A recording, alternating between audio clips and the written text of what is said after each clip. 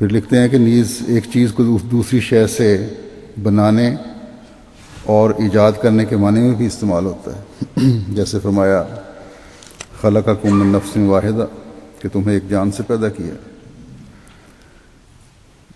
خلق الانسان من سلالہ، اور ہم نے انسان کو گلی مٹی کے خلاصے سے بنایا۔ کہتے ہیں کہ خیال رہے کہ خلق بمانی ابداع، یعنی نئی چیز پیدا کرنا، ذات باری تعالیٰ کے ساتھ مخصوص ہے، چنانچہ ذات باری تعالیٰ اور دوسروں کے درمیان فرق بیان کرتے ہوئے فرمایا افمن یخلق کمن لا یخلق افلا تذکرون، بس کیا جو پیدا کرتا ہے وہ اس جیسا ہو سکتا ہے جو کچھ بھی پیدا نہیں کرتا؟ کیا پھر بھی تم نہیں سمجھتے؟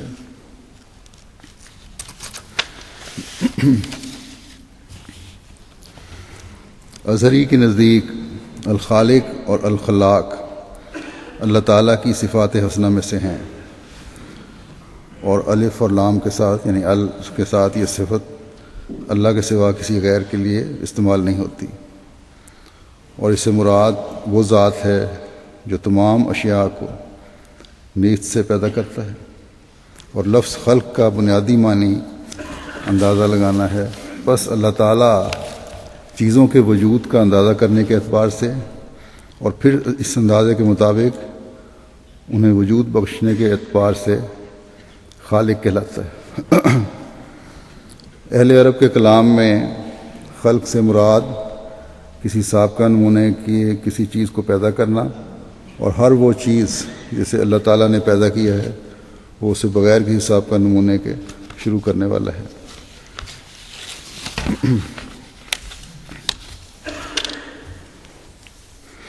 قرآن کریم میں اللہ تعالیٰ کی پیدائش کے حوالے سے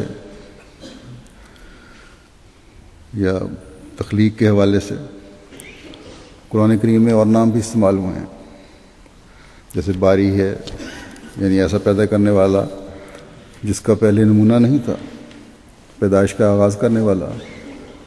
بدیع کی صفت بھی ہے، جس کا مطلب ہے ایسا سانے جو کسی نمونے یا آلے یا زمان و مکان کی قید سے بالا ہو کر پیدا کرتا ہے، یعنی کسی چیز کے پیدا کرنے کے لیے اسے کسی چیز کی حاجت نہیں ہے۔ پھر ایک لفظ فاطر ہے، جب خدا تعالیٰ کے لیے استعمال ہوگا تو اس کا مطلب ہے کہ پیدائش کی ابتدا اور اس میں خوبصورتی پیدا کرنے والا۔ بہرحال یہ بہت سارے الفاظ ملتے جلتے ہیں، ان کی وضاحت تو آئندہ اپنے اپنے موقع پہ ہوگی۔ اس وقت صرف الخالق کے حوالے سے قرآن کریم کی آیات پیش کروں گا۔ یہ آیت جو میں نے تلاوت کی ہے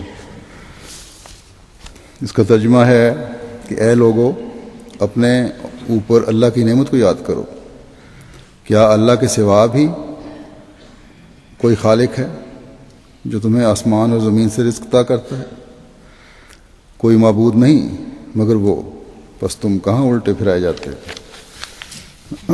بس اللہ تعالیٰ نے ایک پیغام انسانیت کو دیا ہے کہ خدا تعالیٰ نے انسان کو جو اشرف المخلوقات بنایا ہے، پیدا کیا ہے، تو اس کی پرورش کے لیے اپنی نعمتیں بھی اتاری ہیں۔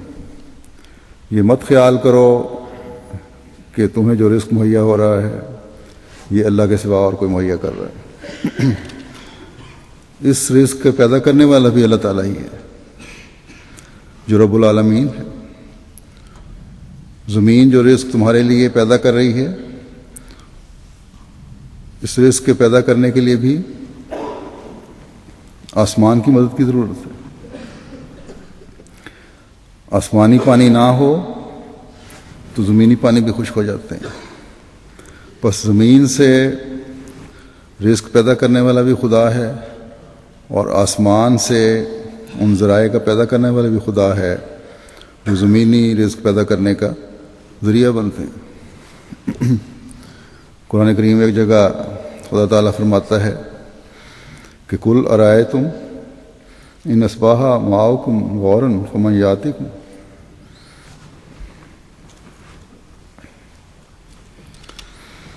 کہ تمہارے پاس یاتکم بماء معین، تو کیا ہے بتاؤ تو صحیح کہ اگر تمہارا پانی زمین کی گہرائی میں غائب ہو جائے تو بہنے والا پانی تمہارے پاس خدا کے سوا کون لائے گا؟ پس زمین کے چشمے، پہاڑوں پر برف، بارشیں، یہ سب اللہ تعالیٰ کے پیدا کردہ ہیں۔ پھر زمینی زندگی کے لیے، انسانیت کی بقا کے لیے سورج، چاند اور دوسرے سیارے ہیں، یہ بھی ایک اہم کردار ادا کر رہے ہیں، اور یہ سب خدا تعالیٰ کی مخلوق ہے۔ اس میں یہ بھی واضح کر دیا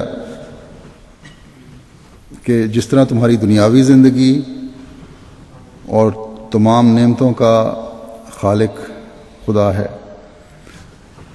اسی طرح تمہاری روحانی زندگی کے بھی خدا تعالیٰ نے سامان کیے ہیں، اور یہ روحانی اور دنیاوی زندگی کے سامان ایک نیک فطرت انسان سے یہ تقاضا کرتے ہیں کہ ایک خدا کی عبادت کی جائے جس نے جسمانی اور روحانی زندگی کے سامان پیدا فرمائے۔ یہ بھی فرمایا کہ یاد رکھو، ہمیشہ یاد رکھو کہ یہ دنیاوی رزق تو عارضی رزق ہے، اصلی رزق وہ روحانی رزق ہے جو دائمی رہنے والا ہے، جو آخرت میں کام آنے والا ہے، اور یہ اس وقت تک نہیں مل سکتا جب تک کہ کامل موحد نہیں بنتے، جب تک صرف اور صرف خدا تعالیٰ کی عبادت کرنے والے نہیں بنتے۔ بس یہ اصل ہے جس کو سمجھنے کی ہمیں بھی ضرورت ہے اور دنیا کو سمجھانے کی بھی ضرورت ہے۔ اللہ تعالیٰ کے روحانی سامانوں کی تخلیق میں انبیاء کا وجود ہوتا ہے، اور سب سے بڑھ کر یہ اظہار خدا تعالیٰ نے حضرت صلی اللہ علیہ وسلم کو مبعوث فرما کر فرمایا، جو ہر لحاظ سے خدا تعالیٰ کی کامل تخلیق کا ایک نمونہ ہے، جو انسان کامل کہلائے۔ اللہ تعالیٰ کی نعمتوں کا حقیقی اظہار چاہے دنیاوی ہیں یا روحانی ہیں، آپ صلی اللہ علیہ وسلم کے اسوے پر چل کر ہی ہو سکتا ہے، جس کو ہم نے بھی اپنے سامنے رکھنا ہے اور دنیا کو بھی بتانا ہے۔ بس یہ چیز ہے جو بہت اہم ہے، خدا کرے کہ ہم اس مقصد کو ادا کرنے والے بھی ہوں اور دنیا اس چیز کو سمجھنے والی بھی ہو اور اللہ کا عبد بنے۔ پھر ایک جگہ قرآن کریم میں اللہ تعالیٰ فرماتا ہے کہ امن خلق السماوات والارض وانزل لکم من السماء ماء فانبتنا به حدائق ذات بہجہ ما کان لکم ان تنبتوا شجرها الہ مع اللہ بل ہم قوم یعدلون،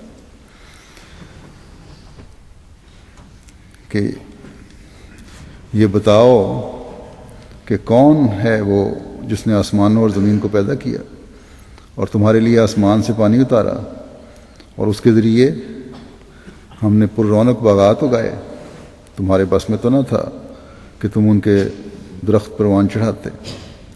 بس کیا اللہ کے ساتھ کوئی اور معبود ہے؟ نہیں، بلکہ وہ ناانصافی کرنے والے لوگ ہیں۔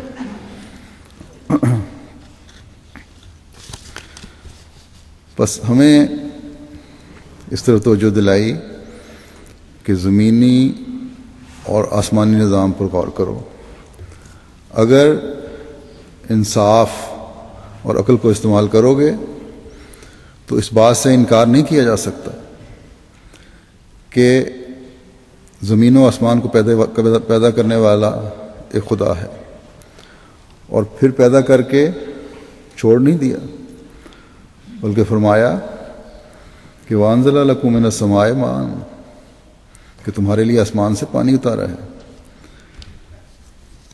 پانی اتارا تاکہ تمہاری زندگی قائم رہ سکے۔ پہلے بھی بیان کر کے آیا ہوں کہ اگر تمہارا پانی زمین میں غائب ہو جائے تو کیا کرو گے؟ کون اسے لا سکتا ہے؟